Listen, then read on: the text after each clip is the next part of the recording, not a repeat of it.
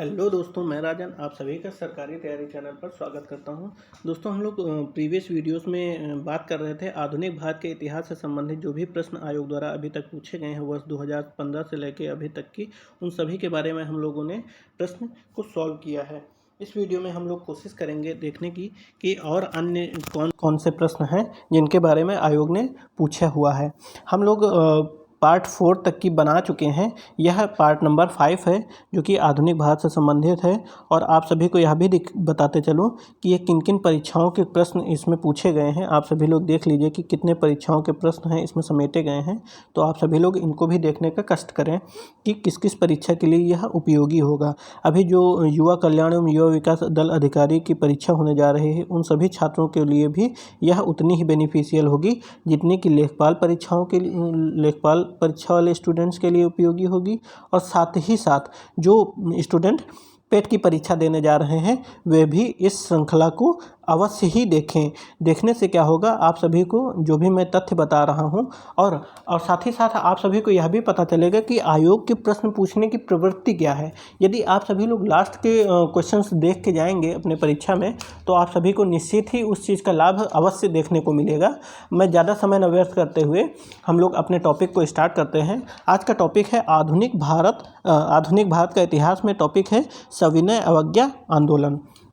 सविनय अवज्ञा आंदोलन में पहला क्वेश्चन क्या पूछ रहा है? पहला क्वेश्चन है सविनय अवज्ञा आंदोलन का मुख्य उद्देश्य क्या था। सिंपल सा क्वेश्चन है कि सविनय अवज्ञा आंदोलन का मुख्य उद्देश्य क्या था। आप सभी लोग देखिए, पहला ऑप्शन है विंस्टन चर्चिल द्वारा प्रतिक्रियावादी उपागम या नमक कर के विरुद्ध चलाया गया था, या अगस्त कथन के विरुद्ध, या थर्ड है ऑप्शन कि गोलमेज सम्मेलन के विरुद्ध। तो आप सभी को पता होगा कि सविनय अवज्ञा आंदोलन जो है हमारा चला था नमक कर के विरुद्ध। ठीक, नेक्स्ट क्वेश्चन है सविनय अवज्ञा आंदोलन की शुरुआत के पहले वायसराय को गांधी जी का 11 सूत्री चेतावनी दिया गया था। ठीक, किस वायसराय को दिया गया था? यदि क्वेश्चन में यह पूछा जाए आप सभी को, तो आप सभी लोग देख लीजिए कि उस समय वायसराय थे इरविन। कौन थे? Lord Irwin. उस समय वायसराय थे जब 11 सूत्री समझौता पत्र उसको दिया गया था, महात्मा गांधी जी द्वारा दिया गया, और वायसराय थे लॉर्ड इरविन। लॉर्ड इरविन उस समय के वायसराय थे। ठीक, तो आप सभी लोगों को यह भी पता हो गया होगा कि किस वायसराय को 11 सूत्री चेतावनी दिया गया था, तो लॉर्ड इरविन को दिया गया था। अब हम लोग यहाँ पे इस क्वेश्चन में देखते हैं इन चेतावनियों के संदर्भ में क्या सही है। यह एग्जामिनर पूछ रहा है, कह रहा है कि रुपया डॉलर विनिमय दर को कम करना, भू राजस्व में 50% की कमी करना, या तीसरा है राजनीतिक कैदियों को रिहा करना। तो रुपया और डॉलर विनिमय दर को कम करना यह बिल्कुल नहीं था। हाँ, भू राजस्व में 50% की कमी करना यह एक 11 सूत्री चेतावनियों में यह दिया गया था। और साथ ही साथ महात्मा गांधी जी द्वारा यह दिया गया था कि जितने भी राजनीतिक कैदी हैं उनको रिहा करें। इस प्रकार 1 गलत हो जाएगा, 2 और 3 जो है सही हो जाएगा। 2 और 3 जो है हमारा आंसर सही हो जाएगा। हम लोग मूव करेंगे नेक्स्ट क्वेश्चन पे, जो कि नेक्स्ट क्वेश्चन क्या कह रहा है देखते हैं। नेक्स्ट क्वेश्चन कहाँ गए भैया? हाँ, नहीं और नहीं, 2 ही हैं शायद, अगर मैं गलत ना हो तो। हाँ, 2 ही है। नेक्स्ट टॉपिक है, नेक्स्ट क्वेश्चन तो नहीं है, इसमें से अभी तक 2 ही क्वेश्चन बने। हाँ, सविनय अवज्ञा आंदोलन से आप सभी लोग याद कर लीजिए कि सविनय अवज्ञा आंदोलन, यदि आपसे एग्जाम में यह पूछा जाए कि सविनय अवज्ञा आंदोलन कब चलाया गया, तो सविनय अवज्ञा आंदोलन जो है चलाया गया 12 मार्च 1930 को जो है सविनय अवज्ञा आंदोलन चलाया गया। 12 मार्च 1930 को जो है सविनय अवज्ञा आंदोलन चलाया गया। और किसके द्वारा चलाया गया यदि पूछा जाए, तो हमारे गांधी जी के द्वारा सविनय अवज्ञा आंदोलन चलाया गया। किसके द्वारा चलाया गया? तो गांधी जी के द्वारा सविनय अवज्ञा आंदोलन चलाया गया। ठीक, और क्या क्वेश्चन बन सकता है कि यह 1930 में चलाया गया, या तो मैंने बता दिया। और इसके अलावा आई थिंक और क्वेश्चन नहीं बन सकता है। हाँ, नमक कर के विरुद्ध चला था, तो ये तो आपको पता ही चल गया है। नेक्स्ट क्वेश्चन है कि गोलमेज सम्मेलन गोलमेज सम्मेलन का टॉपिक है, गोलमेज सम्मेलन टॉपिक है। और इसमें से पहला क्वेश्चन है कि निम्नलिखित में से कौन से महत्वपूर्ण व्यक्ति सभी तीनों गोलमेज सम्मेलन में भाग लिए थे। तो एकमात्र व्यक्ति थे BR अम्बेडकर, जिन्होंने तीनों गोलमेज सम्मेलन में भाग लिया। एक इम्पॉर्टेंट तथ्य नोट करिए, नोट यह करना है कि BR अम्बेडकर ने तीनों गोलमेज सम्मेलन में तो भाग लिया, परंतु कांग्रेस के प्रतिनिधि के रूप में महात्मा गांधी जी जो है द्वितीय गोलमेज सम्मेलन में भाग लेने के लिए गए थे। ठीक, गोलमेज सम्मेलन से अभी तक एक ही क्वेश्चन बना है। अब हम लोग टॉपिक पढ़ेंगे भारत छोड़ो आंदोलन। मोस्ट इम्पॉर्टेंट टॉपिक है, मोस्ट इम्पॉर्टेंट टॉपिक है। मोस्ट इम्पॉर्टेंट इसलिए है कि देखिए इससे पता चला है कि भारत छोड़ो आंदोलन यानी कि भारत को छोड़ने के लिए यह आंदोलन चलाया गया, किसके विरुद्ध? अंग्रेजों के विरुद्ध। ठीक, तो पहला क्वेश्चन पढ़ते हैं कि किस आंदोलन के लिए महात्मा गांधी जी द्वारा करो या मरो का नारा दिया गया। पहला क्वेश्चन तो ये बन गया कि किस आंदोलन के लिए महात्मा गांधी जी के द्वारा करो या मरो का नारा दिया गया। तो हम लोगों ने अभी टॉपिक का नाम क्या पढ़ा है? भारत छोड़ो आंदोलन। तो सिंपल सा इसका आंसर हो जाएगा भारत छोड़ो आंदोलन के लिए जो है महात्मा गांधी जी के द्वारा करो या मरो का नारा दिया गया। इसमें आप सभी लोग देखिए इंपॉर्टेंट तथ्य याद करिए, करो या मरो का नारा किसने दिया? तो महात्मा गांधी जी ने दिया। कब दिया गया? भारत छोड़ो आंदोलन में दिया गया। भारत छोड़ो आंदोलन कब हुआ? तो 1942 में हुआ। ठीक, मैंने कितने तथ्य बताए, आप सभी लोग इसको नोट करिएगा। यह प्रश्न कब पूछा गया है? तो ग्राम विकास अधिकारी परीक्षा 2016 में क्वेश्चन पूछा गया है। भारत छोड़ो आंदोलन के में क्वेश्चन नंबर 2 है। क्वेश्चन नंबर 2 है महात्मा गांधी जी ने किस आंदोलन के लिए करो या मरो का नारा दिया? Repeated question, again repeated question, point to be noted my Lord. Repeated question है कि महात्मा गांधी जी ने किस आंदोलन के लिए करो या मरो का नारा दिया। क्वेश्चन नंबर 1 क्या कह रहा था? आप सभी लोग देखिए, क्वेश्चन नंबर 1 क्या कह रहा था? कहाँ गया क्वेश्चन नंबर 1? करो या मरो का नारा महात्मा गांधी जी द्वारा कब दिया गया था? देखिए रिपीट क्वेश्चन है। यह क्वेश्चन कहाँ पूछा गया? ग्राम विकास अधिकारी परीक्षा 2016। और जो क्वेश्चन नंबर 2 है वो कहाँ गया? क्वेश्चन नंबर 2, एक मिनट, हाँ ये महात्मा गांधी जी ने किस आंदोलन के लिए करो या मरो का नारा दिया था। सिंपल, आप लोगों को पता हो गया होगा कि इस जो सीरीज में चला रहा हूँ आप सभी के एग्ज़ाम के लिए कितनी महत्वपूर्ण है। देखिए मैंने आप सभी को बता दिया कि यह जो है करो या मरो का नारा जो है भारत छोड़ो आंदोलन में दिया गया था। और कहाँ, किस परीक्षा में पूछा गया? विधान भवन रक्षक व वन रक्षक परीक्षा 2016 में। एकदम रिपीट क्वेश्चन है, सेम टू सेम क्वेश्चन पूछा है आयोग ने। इसलिए आप सभी लोग इन जो भी मैं वीडियोस बना रहा हूँ इन सभी को पूरी देखिए, आप सभी को अवश्य ही इसमें से रिपीटेड क्वेश्चन जरूर मिलेंगे, यह मेरा दावा है।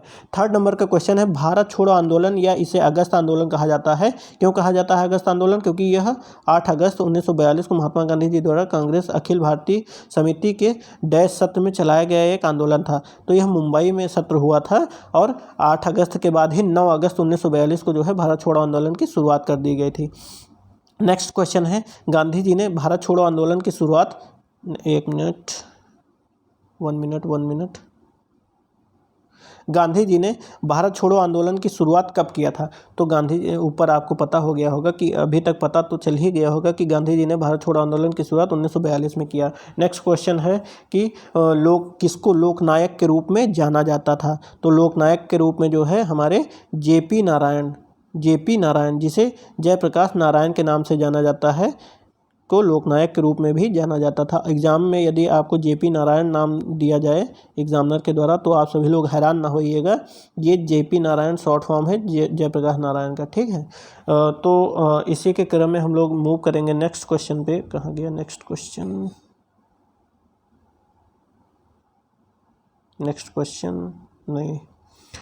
क्वेश्चन नहीं है, नेक्स्ट टॉपिक आ गया है आप सभी के लिए। देखिए हम लोग लास्ट स्टेज में हैं आधुनिक भारत के इतिहास में, क्योंकि अब एग्ज़ाम जो भी प्रश्न पूछे गए थे उसमें से विविध श्रृंखला चालू हो गई है। विविध श्रृंखला का मतलब यह है कि अन्य जो भी प्रश्न टॉपिक्स के अलावा बनाए गए हैं उन सभी को इकट्ठा रख दिया गया है।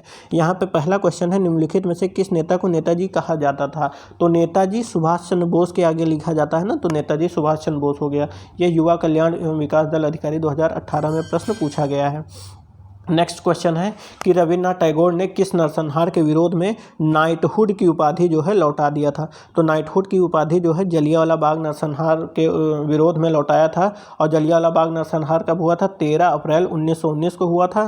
साथ ही साथ एक और यह रविन्द्रनाथ टैगोर ने जो है क्या नाइटहुड की उपाधि लौटा दी थी। और साथ ही साथ इसके विरोध में शंकर नारायण ने जो है वायसराय के कार्यकारिणी पद से भी इस्तीफा दे दिया था।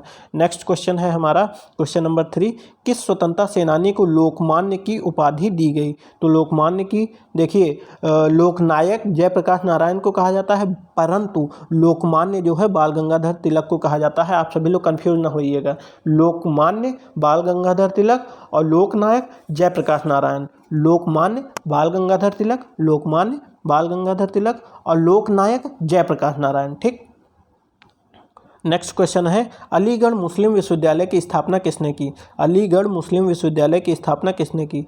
अलीगढ़ मुस्लिम विश्वविद्यालय की स्थापना सर सैयद अहमद खान ने किया। अलीगढ़ मुस्लिम विश्वविद्यालय का नाम पहले क्या था? आपसे यदि क्वेश्चन में यह पूछा जाए तो आप सभी लोग यहाँ पे नोट कर लीजिए कि अलीगढ़ मुस्लिम विश्वविद्यालय का पूर्व में नाम था अलीगढ़ मुस्लिम एंग्लो ओरिएंटल कॉलेज। इसकी स्थापना जो है 1875 में सर सैयद अहमद खान ने किया था और जिसका बाद में नाम परिवर्तन करके अलीगढ़ मुस्लिम विश्वविद्यालय कर दिया गया। नाम परिवर्तन हुआ 1920 को। नाम का परिवर्तन हुआ 1920 को। हमें लगता है कि आप सभी लोग को समझ में आ गया होगा। नेक्स्ट क्वेश्चन पे मूव करते हैं, जो कि क्वेश्चन नंबर हमारा ये कौन था 4, तो क्वेश्चन नंबर 5 है। क्वेश्चन नंबर 5 क्या कह रहा है, मुस्लिम लीग के लाहौर सत्र में पाकिस्तान की मांग कब की गई? मुस्लिम लीग के लाहौर सत्र में पाकिस्तान की मांग कब की गई? तो 1940 में जो है पाकिस्तान की मांग की गई, लाहौर सत्र में किया गया। क्वेश्चन यह भी बन सकता है कि मुस्लिम लीग के किस सत्र में पाकिस्तान की मांग की गई? तो यह भी नोट कर लीजिए कि लाहौर सत्र में जो है पाकिस्तान की मांग की गई। अच्छा, आपसे यह यदि पूछा जाए कि पाकिस्तान शब्द के जन्मदाता कौन थे, तो चौधरी रहमत अली थे पाकिस्तान शब्द के जन्मदाता। ठीक, और यदि यह पूछा जाए कि इस लाहौर सत्र की लाहौर अधिवेशन की अध्यक्षता किसने किया था, तो मोहम्मद अली जिन्ना ने जो है इसकी अध्यक्षता किया था। ठीक, सिक्स क्वेश्चन नंबर पे हम लोग मूव करेंगे। 6th क्वेश्चन नंबर है, भारतीय स्वतंत्रता आंदोलन के दौरान 1932 में ग्रेट ब्रिटेन के किस प्रधानमंत्री ने सांप्रदायिक पुरस्कार की घोषणा की थी? भारतीय स्वतंत्रता आंदोलन के दौरान 1932 में ग्रेट ब्रिटेन, कौन से ब्रिटेन? ग्रेट ब्रिटेन में किस प्रधानमंत्री ने सांप्रदायिक पुरस्कार की घोषणा किया था? या इसको कहते हैं कम्युनल अवार्ड। कम्युनल अवार्ड, सांप्रदायिक पुरस्कार को जो है कम्युनल अवार्ड के नाम से भी जाना जाता है इंग्लिश में। तो 1932 में ग्रेट ब्रिटेन के किस प्रधानमंत्री ने सांप्रदायिक पुरस्कार की घोषणा किया था? तो जेम्स रैमसे मैकडोनल्ड। किसने? एक मिनट, जेम्स रैमसे मैकडोनल्ड ने जो है सांप्रदायिक पुरस्कार या कम्युनल अवार्ड की घोषणा किया था। नेक्स्ट क्वेश्चन है क्वेश्चन नंबर 7, ब्रिटिश शासन के आगमन से पहले भारत की स्वतंत्र अर्थव्यवस्था थी। उस समय निम्नलिखित में से कौन सा प्रमुख व्यवसाय नहीं था? तो कृषि तो था, निर्माण भी था, हस्तशिल्प भी था, परंतु पर्यटन नहीं था। ठीक, यह पूछा गया है ग्राम विकास अधिकारी परीक्षा 2018 में। नेक्स्ट क्वेश्चन है हमारा क्वेश्चन नंबर 8। कहाँ गए? क्वेश्चन नंबर 8 आ गए। कुछ भारतीय अर्थशास्त्री ब्रिटिश शासन के दौरान भारत की राष्ट्रीय आय का मूल्यांकन करने का प्रयास करते थे। देखिए, कुछ भारतीय अर्थशास्त्री ब्रिटिश शासन के दौरान भारत की राष्ट्रीय आय का मूल्यांकन का प्रयास करते थे। निम्नलिखित में से कौन अर्थशास्त्री नहीं थे? आप सभी लोग ऑप्शन देखिए, दादा भाई नौरोजी तो थे, VKRV राव भी थे, RC देसाई भी थे, परंतु PC महालनोबिस, जिसे प्रशांत चंद्र महालनोबिस कहा जाता है, यह नहीं थे। इसलिए option number D is the right answer. आप इसको टिक कर लीजिए। यहाँ पे कुछ एक्सप्लेनेशन इसके बारे में दिया गया है जिसको आप सभी को पढ़ना चाहिए। आप सभी की सुविधा के लिए मैं पढ़ने का प्रयास कर रहा हूँ। PC महालनोबिस, जिन्हें प्रशांत चंद्र महालनोबिस भारत के एक प्रसिद्ध वैज्ञानिक एवं सांख्यिकीविद थे। इन्होंने भारत के द्वितीय पंचवर्षीय योजना के मसौदे को तैयार करके अपना महत्वपूर्ण योगदान दिया था। इनकी प्रसिद्धि जो है महालनोबिस दूरी या महालनोबिस डिस्टेंस के कारण है, जो इनके द्वारा सुझाई गई एक सांख्यिकी माप है। तथा दादा भाई नौरोजी, VKRV राव, RC देसाई ब्रिटिशकालीन अर्थशास्त्री थे, जिन्होंने भारत की राष्ट्रीय आय का मूल्यांकन करने का क्या किया था? प्रयास किया था। 9th क्वेश्चन है, किस स्वतंत्रता सेनानी ने महात्मा गांधी को पहली बार राष्ट्रपिता कह कर संबोधित किया था? आप सभी को पता होगा पहली बार राष्ट्रपिता किसने कहा था महात्मा गांधी जी को? तो SC बोस, जिसे सुभाष चंद्र बोस कहा जाता है, इन्होंने जो है महात्मा गांधी जी को पहले राष्ट्रपिता कह कर संबोधित किया था। ठीक, 10th क्वेश्चन है, घटना और तारीख, इन जोड़ों में से कौन सा जोड़ सही ढंग से मेल नहीं खाता है। आप सभी लोग जोड़े देख लीजिए। तो ऑप्शन नंबर ए है कि दिल्ली जो है भारत की नई राजधानी कब बनी, 1911 में। ठीक। और दूसरा है महात्मा गांधी ने इंडिगो प्लांटर्स की शिकायत पर ध्यान आकर्षित करने के लिए बिहार में चंपारण सत्याग्रह या चंपारण अभियान शुरू किया, 1917 में। Option number B. Option number C है बाल गंगाधर तिलक ने पूना में अपने मुख्यालय के साथ भारतीय गृह नियम लीग की स्थापना की, इसे कहेंगे होम रूल लीग की स्थापना की 1914 में। और नेक्स्ट ऑप्शन है option number D, Subhash Chandra Bose ने आईएनसी में अध्यक्ष के रूप में इस्तीफा दे दिया 1939 में। आप सभी लोग देखिए, भारत की राजधानी तो जो है 1912 में बनी थी दिल्ली। एक मिनट, भारत की राजधानी दिल्ली कब बनी थी, तो 1912 में बनी थी, ये गलत हो गया। ठीक। महात्मा गांधी ने ये चंपारण सत्याग्रह 1917 में किया था, बिल्कुल सही है। बाल गंगाधर तिलक ने पूना में अपने मुख्यालय के भारतीय लीग नियम की स्थापना की थी, 1916 में किया था, यह भी गलत हो जाएगा। और आईएनसी यानी कि अध्यक्ष के रूप पद से इस्तीफा दे दिया, INC means Indian national Congress के अध्यक्ष के रूप में इस्तीफा दे दिया था 1939 में सुभाष चंद्र बोस ने, यह भी बिल्कुल सही है। तो ऑप्शन नंबर सी और ऑप्शन नंबर ए जो है गलत है और बाकी ऑप्शन जो है सही है। आप सभी लोग देख लीजिए। ठीक। तो इस प्रकार जो है यहाँ पे आयोग द्वारा क्या हुआ, गलती हुई, क्योंकि यहाँ पे दो दो ऑप्शन सही हो गए हैं जो कि सरासर गलत है। ये ऑप्शन सही है, यह ऑप्शन गलत है और यह ऑप्शन जो है गलत है। कौन सा, ए और सी। ठीक। इसलिए आयोग द्वारा यह गलती हुई है। उम्मीद करते हैं आगे यह गलती ना दोहराई जाए आयोग के द्वारा। नेक्स्ट क्वेश्चन है क्वेश्चन नंबर, यहाँ देखिए, ये देखिए आयोग, एक मिनट आपको दिखा दें। ये देखिए क्या लिखा हुआ है, यूपी SSC ने इस प्रश्न को अमान्य यानी कि इनवैलिड स्वीकार किया है। ठीक। मैंने अभी क्या कहा, यह आयोग से गलती हुई है। नेक्स्ट क्वेश्चन है, 1866 में भारत के संदर्भ में चर्चा करने और भारतीय कल्याण को बढ़ावा देने के लिए ब्रिटिश सार्वजनिक अधिकारियों को प्रभावित करने के लिए लंदन में ईस्ट इंडिया एसोसिएशन का आयोजन किसने किया था। ये सब कुछ नहीं पढ़ना था आपको सिर्फ और सिर्फ इतना पढ़ना था कि लंदन में ईस्ट इंडिया कंपनी कह रहे हैं, लंदन में ईस्ट इंडिया एसोसिएशन का आयोजन किसने किया। सिर्फ और सिर्फ आपको यदि इतना पता होता ना तो आपका क्वेश्चन एकदम सही हो जाता, और हमको पता है, इसका मतलब हमारा क्वेश्चन ये जो है सही होने जा रहा है। Option number A is the right answer. दादा भाई नौरोजी ने लंदन में ईस्ट इंडिया एसोसिएशन का आयोजन किया था। ठीक। नेक्स्ट क्वेश्चन पे मूव करेंगे, क्वेश्चन नंबर 12। क्वेश्चन नंबर 12 कह रहा है, रास बिहारी बोस द्वारा संगठित भारतीय स्वतंत्रता लीग किस संगठन का एक अग्रदूत था। देखिए, भारतीय स्वतंत्रता लीग यानी कि इंडियन इंडिपेंडेंस लीग किस संगठन का अग्रदूत था, तो भारतीय राष्ट्रीय फौज का जो है अग्रदूत था। एक्सप्लेनेशन आप सभी लोग पढ़िए। रास बिहारी बोस द्वारा 1915 में जापान में, रास बिहारी बोस जो है 1915 में जापान में बस गए। उन्होंने वर्ष 1942 में भारतीय स्वतंत्रता लीग का गठन किया। सुभाष चंद्र बोस जो है 1943 में सिंगापुर पहुंचे। उन्हें जो है तुरंत लीग का प्रधान चुन लिया गया, और यहीं पर सुभाष चंद्र बोस ने भारतीय राष्ट्रीय सेना का गठन किया। कहाँ पर किया, सिंगापुर में किया। ठीक। जिसमें उन्होंने भारतीय सेना के उन सैनिकों को भर्ती कर लिया जो सिंगापुर तथा मलेशिया से अंग्रेजों के भागने के समय जापान युद्ध में बंदी बना लिए गए थे। तथा भारतीय राष्ट्रीय सेना को बोस ने क्या कहा, ये इंपॉर्टेंट तथ्य है। भारतीय राष्ट्रीय सेना यानी कि इंडियन नेशनल आर्मी को बोस ने दिल्ली चलो युद्ध का नारा दिया था। इंडियन नेशनल आर्मी को सुभाष चंद्र बोस ने। 13 नंबर का क्वेश्चन है, भारत में राजनीतिक सुधारों के लिए आंदोलन शुरू करने वाले पहले भारतीय कौन थे। तो राजनीतिक सुधारों के लिए आंदोलन शुरू करने वाले पहले भारतीय थे हमारे राजा राम मोहन राय। कौन थे, राजा राम मोहन राय।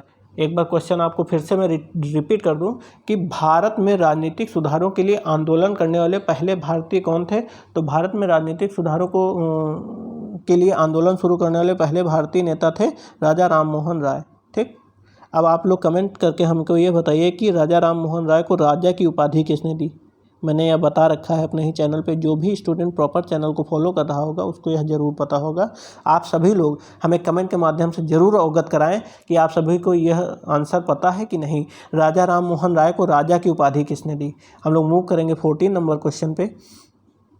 जो मैंने पूछा है क्वेश्चन वह भी आप सभी के परीक्षा के दृष्टिगत इम्पॉर्टेंट है। आप सभी लोग क्वेश्चन नंबर 14 देखिए। अंग्रेजों से आज़ादी के लिए लड़ रहे भारतीयों द्वारा उठाई गई शपथ कि वे भारतीय निर्मित सामानों, विदेशी रूप से कपड़े का उपयोग करेंगे को डैश आंदोलन कहा जाता था। ये कॉमन सेंस से क्वेश्चन सॉल्व किया जा सकता है। कॉमन सेंस इतना लगाना है कि वे सिर्फ भारतीय निर्मित सामानों, विशेष रूप से कपड़ों का उपयोग करेंगे को किस आंदोलन का नाम दिया गया। तो देखिए, भारत छोड़ो आंदोलन बिल्कुल नहीं कहा जाएगा, विदेशी भी नहीं कहा जाएगा, क्योंकि वे तो सिर्फ भारतीय के बारे में बात कर रहे हैं। होम रूल भी नहीं होगा, सिर्फ और सिर्फ स्वदेशी होगा, जिसे स्वदेशी आंदोलन इज द राइट आंसर। इस वीडियो का जो है लास्ट क्वेश्चन हम लोग करने जा रहे हैं, और जो भी क्वेश्चंस बचे हुए हैं वो नेक्स्ट पार्ट में बनाएंगे, पार्ट नंबर 5, जो कि पार्ट नंबर 5 जो है आधुनिक भारत के इतिहास से संबंधित जो भी प्रश्न थे उसमें समेट दिए जाएंगे और आधुनिक भारत के इतिहास को समाप्त कर दिया जाएगा वहीं पे। इसके बाद हम लोग पढ़ाई करेंगे भारतीय भूगोल एवं विश्व का भूगोल के बारे में। जितने भी आयोग द्वारा आज तक के क्वेश्चन पूछे गए हैं उन सभी को समेटने का प्रयास करेंगे। हम लोग क्वेश्चन नंबर 15 पे मूव करते हैं। भारतीय राष्ट्रवाद, क्वेश्चन पढ़िए। भारतीय राष्ट्रवाद, क्वेश्चन क्या है? भारतीय राष्ट्रवाद के पहले या प्रारंभिक चरण को डैश चरण 1885-1905 भी कहा जाता है। तो इस चरण को कहा जाता है मध्यम चरण। आप सभी लोगों को पता होगा कि भारतीय राष्ट्रवाद के 3 चरण थे। आप सभी लोगों को मैं यहाँ बता दूँ, भारतीय राष्ट्रीय आंदोलन को 3 भागों में बांटा गया। पहला या प्रारंभिक उदारवादी चरण या मध्यम चरण 1885-1905, दूसरा है उग्रवादी चरण 1905 से 1920, और तीसरा जो कि मोस्ट इंपॉर्टेंट है आप सभी के परीक्षा के दृष्टिगत, कौन सा है? गांधीवादी चरण। कौन सा? गांधीवादी चरण 1920 से 1947, 1920 से 1947, 1920 से 1947। इस टाइम में जितने भी घटनाक्रम हुए वे सभी आपकी परीक्षा के लिए महत्वपूर्ण हैं। देखिए, गांधीवादी युग से ही अधिकतर क्वेश्चंस आधुनिक भारत में फ्रेम किए जाते हैं। आप सभी लोग इस पोर्शन को नेग्लेक्ट ना कीजिएगा। तो इसी के साथ दोस्तों हम लोग इस वीडियो को यहीं तक के रखते हैं। नेक्स्ट वीडियो में हम लोग बात करेंगे पार्ट नंबर 5 जो कि होगी, उसमें आधुनिक भारत के जितने भी क्वेश्चंस और बचे हुए हैं उन सभी को समाप्त कर देंगे।